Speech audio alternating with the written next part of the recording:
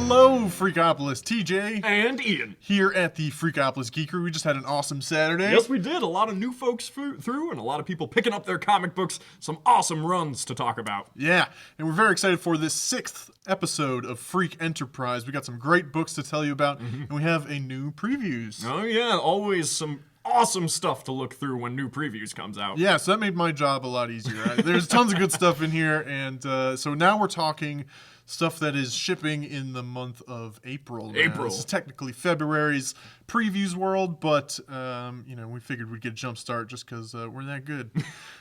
So yeah, we got some awesome books. I got 4 great things: some Image, some Marvel, some other cool stuff that you're into. So can't wait to show you what I have brought for this week's Freak Enterprise. Let's get right into it. Let's. Up first, Firepower by Kirkman. You might recognize that name. Yeah, that sounds familiar somehow. Creator of The Walking Dead, Robert Kirkman, and a number of other great Image titles. And Chris Samnee on art, heading this up, sort of co-creator.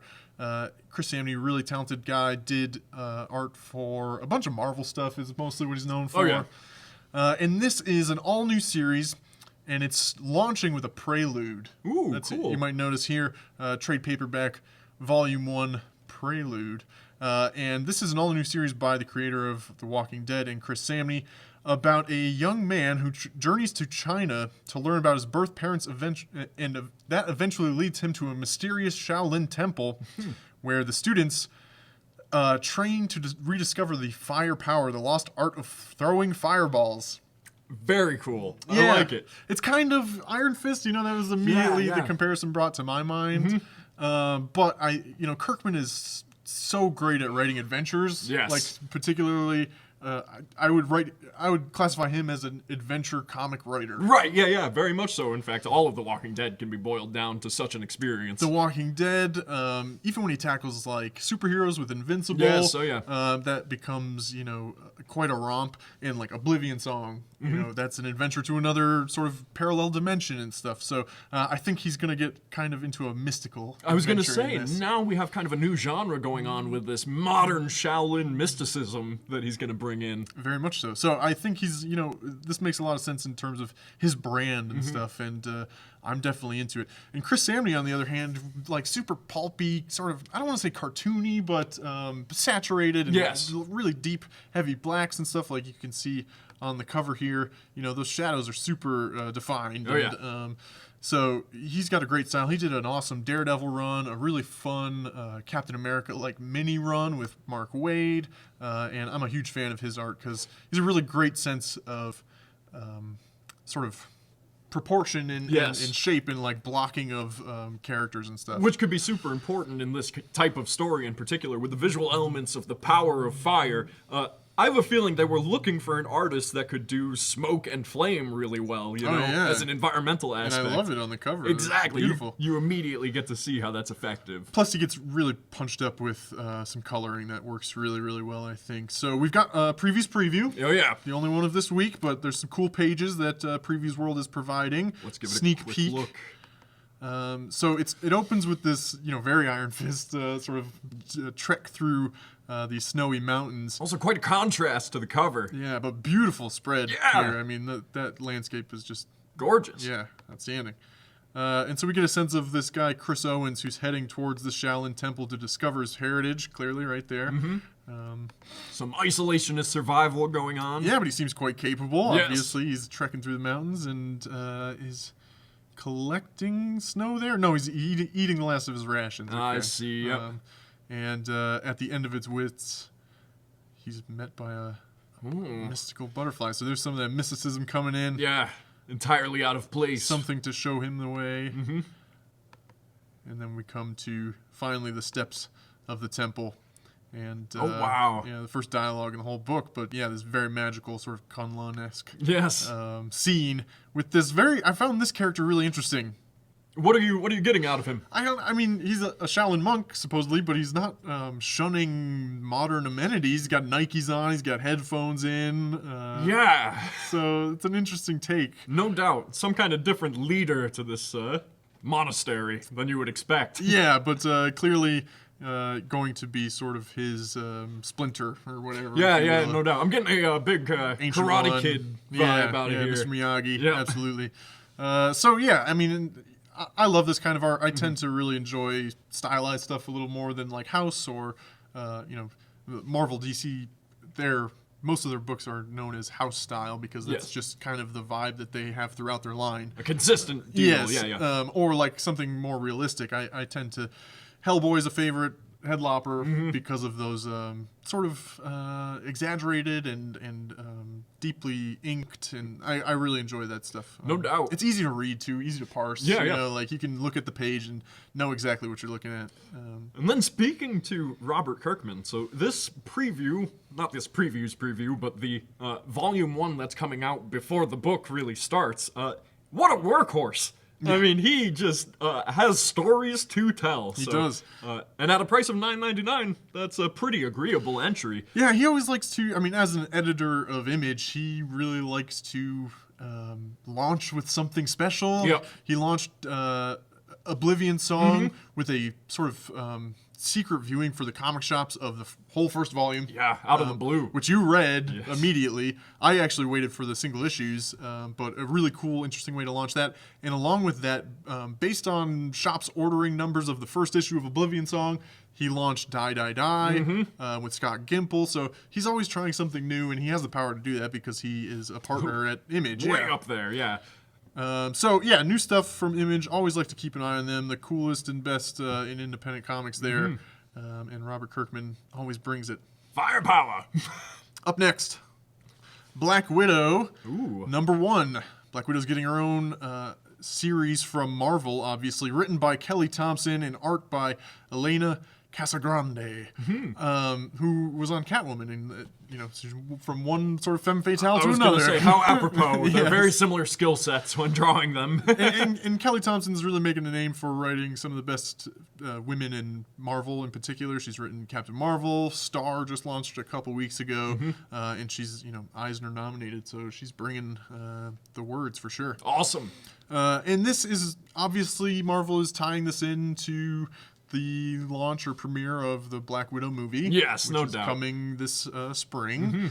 But Natasha Romanoff has been a spy for almost as long as she's has been alive. She's never stopped running, whether she was working for the good guys or the bad, but Natasha's world is about to be upended.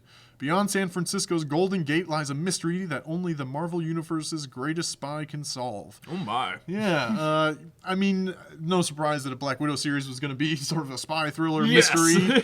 But I think it's really cool that it's taking place in San Francisco. Yeah, that's a good setting for sure. There's a lot of heroes that you can tap into that you normally wouldn't see. Yeah, some West Coast Avengers vibes, maybe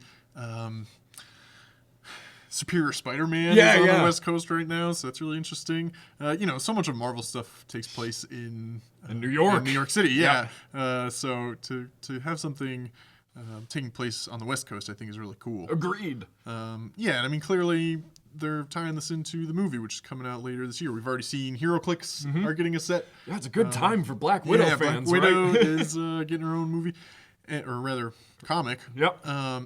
But I was reading about this recently. There's this thing that Marvel does where they collect up like seminal issues of characters and stuff, and Daredevil's got a number of them. Spider-Man's got a bunch. The X-Men, Wolverine or whatever. Where they sort of make a library edition with really famous runs of those characters. And somebody made a list, a point to say like Black Widow she's almost never had an ongoing of her own. That's true, huh? She's always a supporting character. Yeah, she showed up, had a great role in a Daredevil run, and obviously has been a part of the Avengers for a long time, and she pops in and is, a big moment in other people's stories so much. I mean, even in the movies. And so now we have her taking the stage and being in the forefront. That's right, yeah, she's got her own title. Super cool. Which I think is great. Really cool cover, too. I like the graphic design on this a lot. You've got this kind of Russian... Yeah, the Soviet bloc text. Yeah, but with the touch of the Black Widow in the logo plate. So that's really cool. And then in the foreground, we have a very aesthetically pleasing Black Widow. However, I have to say her hair... the shading leaves a little bit to be desired there, in my opinion.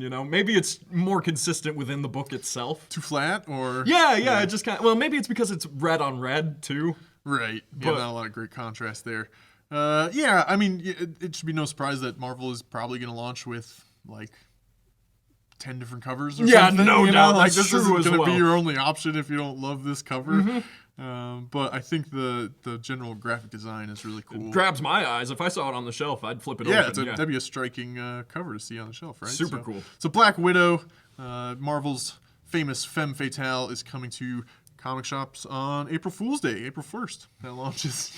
It's not just a joke. kidding. Yeah, no, this is legit. It just happens to land on that day. Awesome. So yeah, if you're super pumped or you find you love the Black Widow movie, there's a great chance to get in on the comic as well. Super. Up next, a character from one of our favorite series from Dark Horse is getting his own book, Colonel Weird, Cosmogog, number 1 of 4. So this is written by Jeff Lemire, taking place in his Black Hammer universe, which is an awesome sort of very referential comic universe to like the way older comics were done. Everything's kind of goofy and pulpy and fun. It's definitely an homage to Golden Age stuff. Absolutely. And it's a slice of life with really good superhero family drama, too. Yeah. Like, it's excellent. Essentially what happens in the main line, which is Black Hammer, the book is finished now. It went 4 volumes. It was really, really great. I just got the last one a week or 2 ago. And these great heroes from Spiral City are transported to this farm, and they've forgotten how necessarily they got there, but they remember sort of what happened before, and they remember they were heroes and stuff, but they don't remember how they got there, and they can't figure out how to get out. And somebody goes looking for them, but they've kind of made a life for themselves on this farm and stuff, and so, yeah, that's where the slice of life comes in, but there's also this great mystery of, why did they disappear, and how'd they end up on this farm, and what happened to their prior lives and the world that they left behind. So, it's about sort of leaving things behind and growing older, as well as making a family and what is family and stuff like that. So really touching book from Jeff Lemire. And Colonel Weird inside this, one of the main characters, is this throwback to like sci-fi comics. Yeah. And he's this former astronaut who phases in and out of reality. He goes to the Parazone, which is kind of just this extra-dimensional terror space. Yeah, where nothing really makes sense. And so he pops in throughout the book at random times and always has some weird part to play, but is really compelling because he's kind of sad. And I was struck by his story when I first read it. It is heartfelt and touching and sorrowful, and yet the way that they continue his story in Black Hammer, when he appears and he's lucid, as he is an example, you could use him as an analog for Alzheimer's or some degenerative disease, as he's often lost in the Parazone, even while around his family. But when he is lucid and you get these interactions with the rest of the characters in Black Hammer, it shines so thoroughly as a heartfelt comic book. Yeah, it really tugs on the heartstrings. You know what I realized the other day, too, while I was reading the 4th volume, is Colonel Weird is a reference to Adam Strange from DC. Duh! I don't know how I never put that together, but a man who goes to another place and leaves everything behind. Yep. And, which we obviously just talked about. Adam Strange is getting his own maxi series from DC. Talked about that a couple Freak Enterprises ago. So, quickly... From the world of Eisner Award-winning, that is the Grammys or the Oscars of comics, Black Hammer series comes a bizarre sci-fi adventure origin story. Wacky space adventurer Colonel Randall Weird leaves Black Hammer Farm and embarks on a strange journey through space and time for something that he's long forgotten, with his sanity and life at stake. So, Black Hammer finished now. But they've been going through all these individual characters to take a look at sort of their stories. Been introducing new people. They keep building on this world, and I can't wait to see that portion of Colonel Weird's history built upon. But taking a look at the cover now, we get some taste of the artist on this book, Tyler Crook, who did... Harrow County with Cullen Bunn. Yeah. So he's got that very painterly style. Really good at making creepy, weird things. The exaggeration on his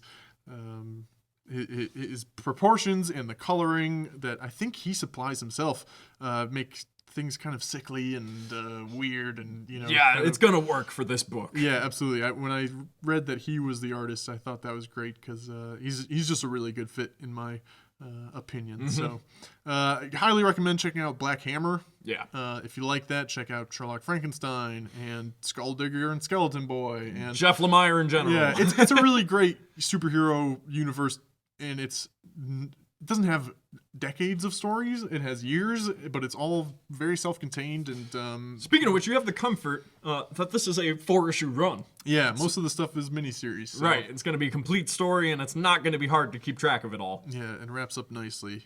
Colonel Weird, one of the best characters in that universe, available for pre-order now.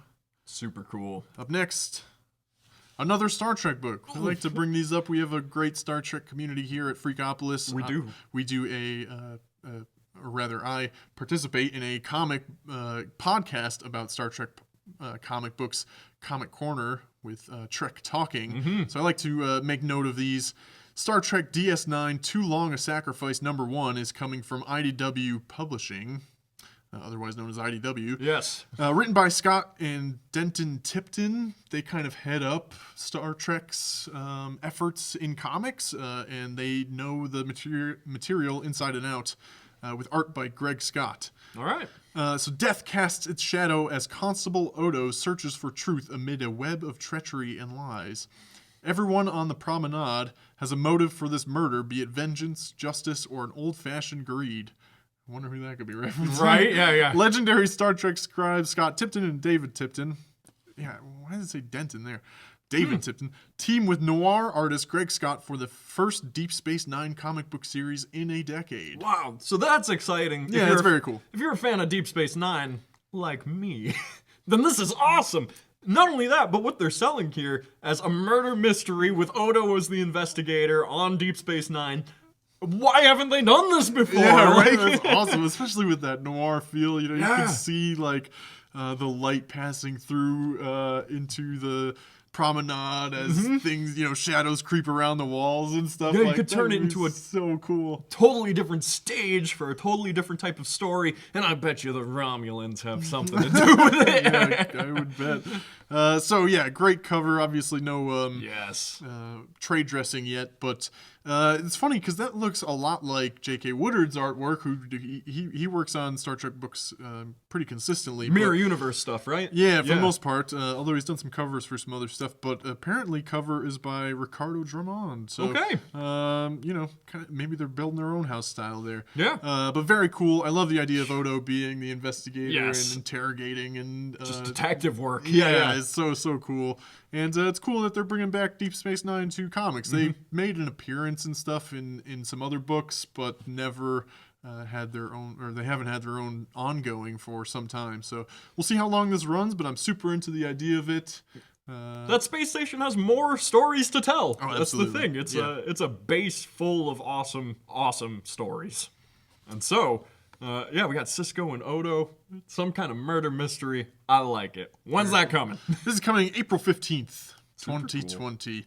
Cool. So that will do it for this week's Freak Enterprise. We have had Firepower, Black Widow, Colonel Weird Cosmogog, and Star Trek Deep Space Nine, Too Long a Sacrifice. Thank you so much for joining us. Hope you all had a wonderful week. You can pre-order these at the Freakopolis Geekery by sending an email to tj@freakopolis.com, commenting on the video here on Facebook or on YouTube, or sending us a message on Facebook at facebook.com/Freakopolis. And until next time. Thanks so much, guys. Thanks, guys.